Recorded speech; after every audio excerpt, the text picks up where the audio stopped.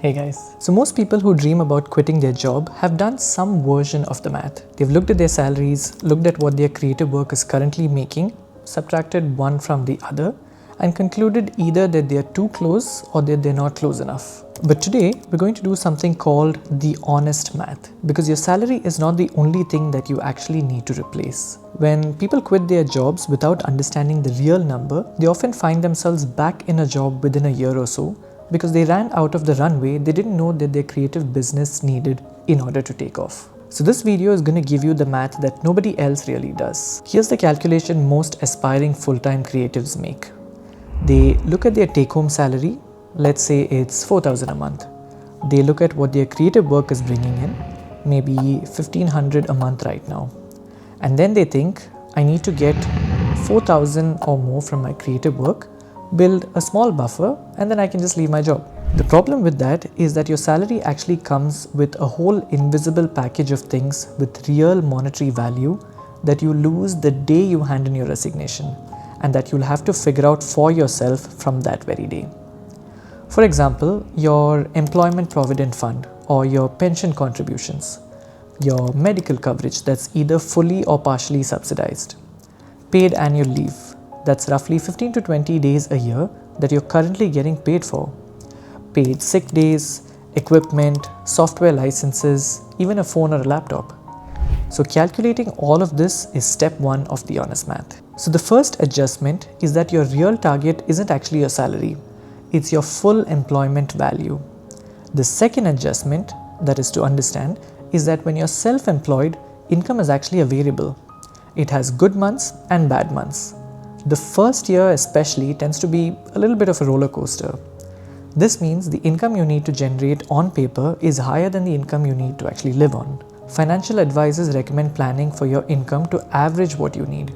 Meaning, in your good months, you'll earn more, and in your bad months, the buffer will cover the gap.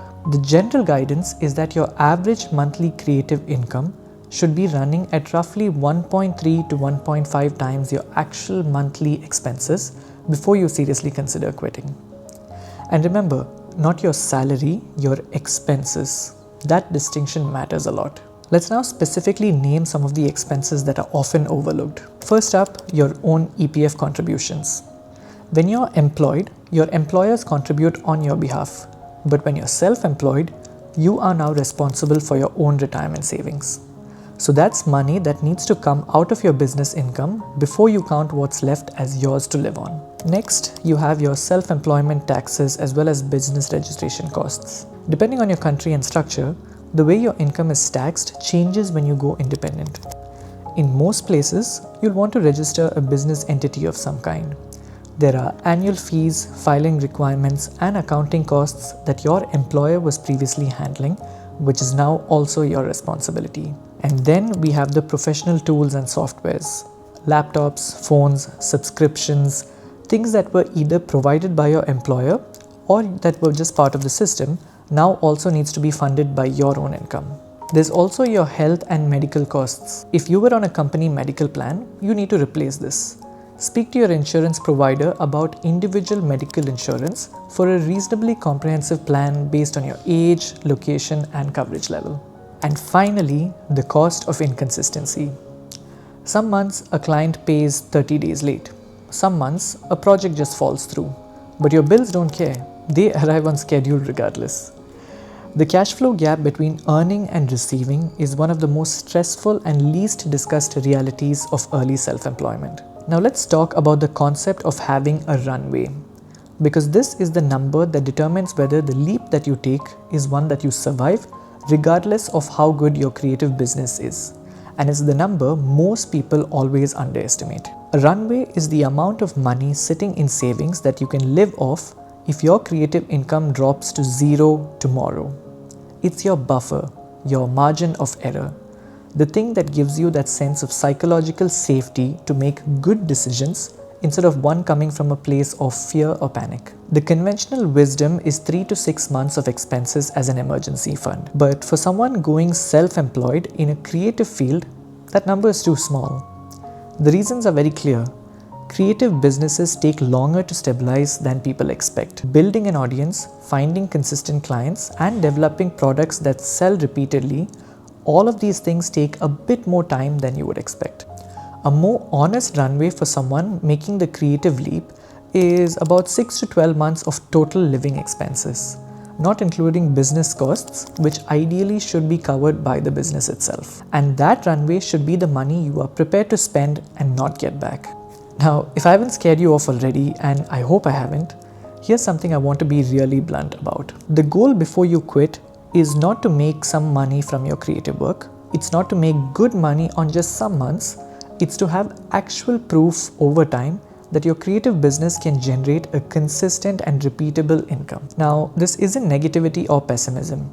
This is the difference between people who quit and build something sustainable versus people who quit and are back in employment within a year wondering what went wrong. I want to preempt the feeling this video might generate right now, which is that the bar is impossibly high and quitting is further away than you thought.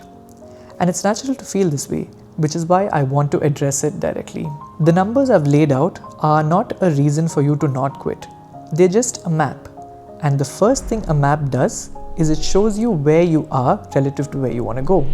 So you can plan the route rather than just set off and hope for the best.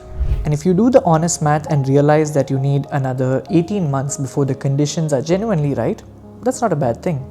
That's 18 months with a clear plan, building the income proof, accumulating the runway, and developing the business intentionally. 18 months of that is far better than quitting 6 months too early without the foundations and spending the following 2 years in financial anxiety while trying to build something sustainable under a world of pressure. The people who make it are almost always the people who are brutally honest with themselves about the preparation that's actually required. So let's do the honest math. And to make it easy, I've actually put together a free spreadsheet that you can download using the link below. Just plug in your own numbers and it'll automatically calculate everything for you so you can see the real results for yourself. Now, drop your honest numbers in the comments below. What does your runway calculation actually come out to be? You don't have to share the exact figures. Just tell me whether you are further than you thought or closer. I read all of your messages, so I'll see you in the next one.